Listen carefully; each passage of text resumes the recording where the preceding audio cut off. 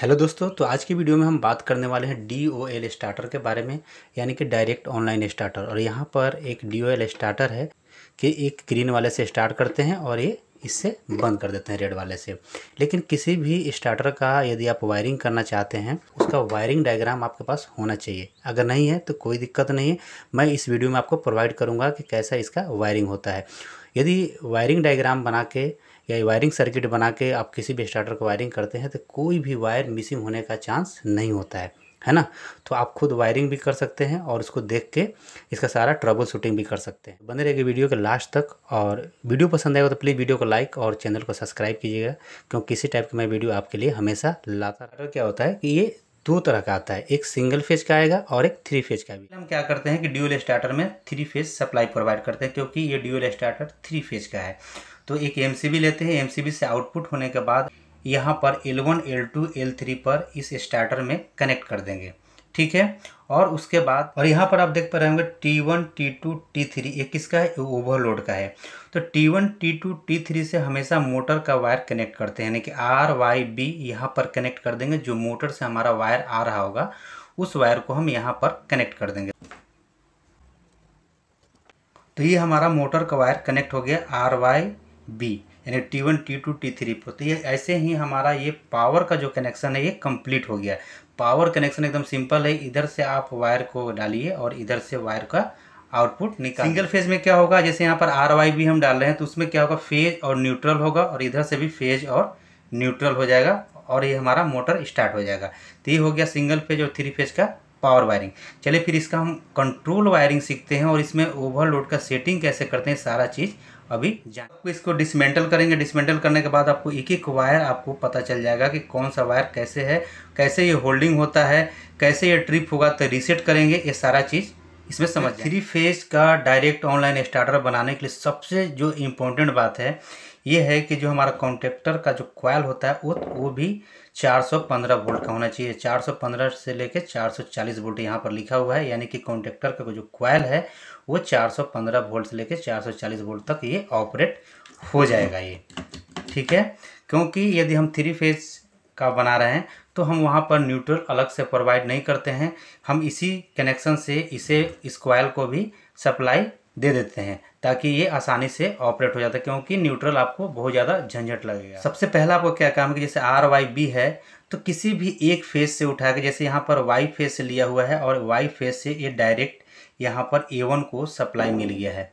यदि आप ध्यान से देखेंगे तो यहाँ पर A1 को सप्लाई मिल गया, यानी कि कॉइल को सप्लाई मिल गया। ऐसे ही सिंगल फेज में भी एक न्यूट्रल आपको डायरेक्ट यहाँ पर दे देना होगा, ठीक है। ये 3 फेज का हो गया, तो 3 फेज में यहाँ से फेज उठाया और यहाँ पर डायरेक्ट एक कॉइल को दे दिया। अब हम एक कॉइल को जो इस साइड में और दूसरे तरफ में यहाँ पर A2 है, इसे जो हमें वोल्टेज प्रोवाइड करना है वो इस पूरे कंट्रोल सर्किट के घुमा के तब जाके इसे हम A2 को वोल्टेज सप्लाई करेंगे, तभी जाके हमारा ये कंट्रोल होगा। कभी भी ऐसा मोटर कभी ओवरलोड होने लगेगा तब ये कॉन्टेक्टर बंद हो जाएगा। तो हम क्या करेंगे, यहाँ से ब्लू फेज से एक लूपिंग करेंगे। देखिए यहाँ पर एक लूपिंग है और यहाँ पर एक हमें एनो पॉइंट चाहिए। एनो पॉइंट इसलिए पॉइंट चाहिए ताकि ये कॉन्टेक्टर होल्डिंग भी हो सके। और उसके बाद यहाँ से एनो सप्लाई यहाँ तक, चूँकि ये कॉन्टेक्टर भी एनो ही होता है, तो जैसे ही प्रेस होगा ये क्या होगा, एनसी में कन्वर्ट हो जाएगा। तो यहाँ पर एनो से इस पॉइंट तक लाना है। अब हम क्या करेंगे, पर देखिए यहाँ पर ए सप्लाई आ रहा है, यही हम लगाएंगे एनो में, एनो टर्मिनल में हम ये लगाएंगे। ये कहाँ चला आया हमारा, ये ओवरलोड के एनसी पॉइंट पे, यानी कि 95 और 96 पर। ये 95-96 पे एनसी पॉइंट होता है। चाहे तो आप इसे आप मल्टीमीटर से या फिर क्लाइमीटर से इसको चेक कर सकते हैं।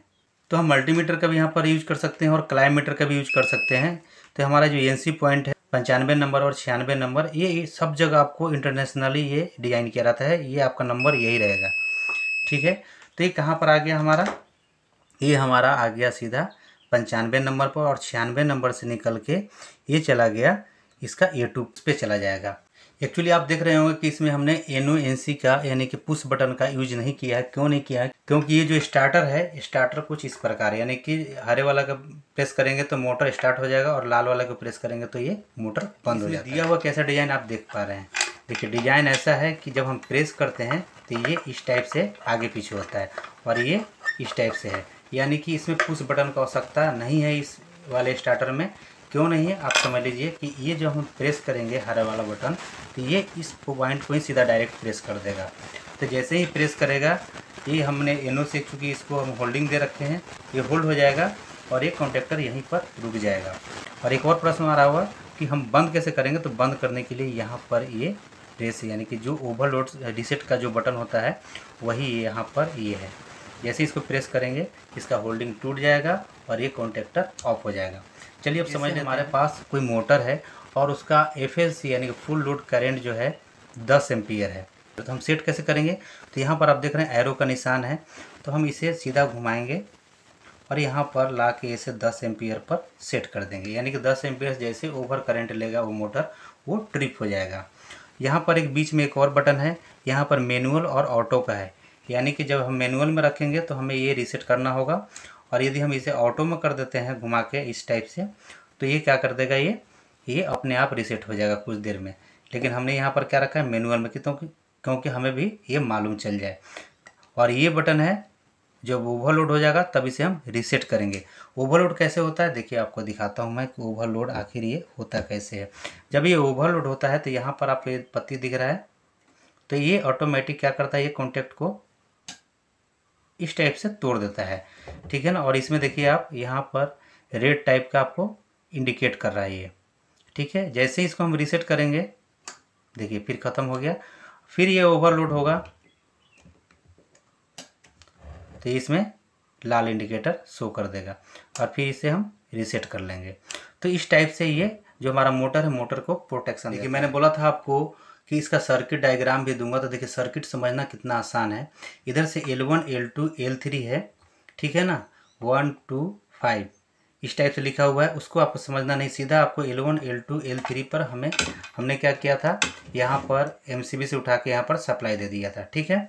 उसके बाद हमने क्या किया था, पावर वायरिंग में U1 V1 और W1 ये क्या कहाँ चला जाएगा, ये मोटर से जो हमारा वायर आएगा उसमें हम RYB करके कनेक्ट कर देंगे। तो ये हमारा पावर क्लियर हो गया, पावर वायरिंग क्लियर हो गया। अब हम क्या करेंगे कि यहाँ से L2 से हमने एक वायर उठाया है और सीधा कहाँ दे दिया है, एक कॉन्टैक्टर के कॉइल पर दे दिया, यानी कि A1 पर हमने दे दिया है। वही सेम चीज़ यहाँ पर भी है, यहाँ से Y फेस से उठाया और यहाँ पर A1 में सप्लाई दे दिया है, ठीक है।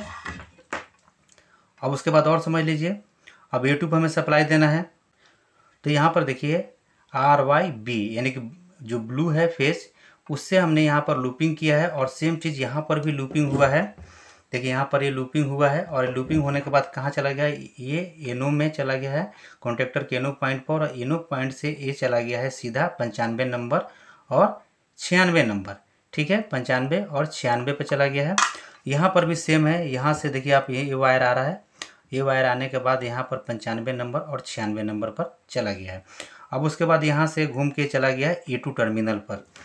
ये जो वायर यहाँ से आया है, ये देखिए ये वायर चला गया है A2 पे, यानी कि ये जो हमारा कॉन्टैक्टर है, कॉन्टैक्टर के दूसरे वाले टर्मिनल पर ये जाके एक्टिव करने के लिए कनेक्ट हो गया है।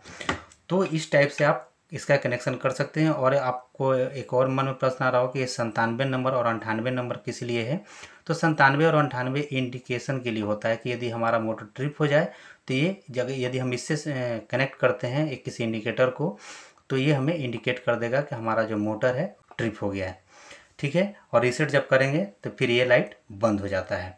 तो आशा करता हूँ दोस्तों ये वीडियो आपको पसंद आया होगा। वीडियो पसंद आएगा तो प्लीज़ वीडियो को लाइक और चैनल को सब्सक्राइब कीजिएगा। चलिए फिर मिलते हैं नेक्स्ट वीडियो में, तब तक के लिए जय हिंद।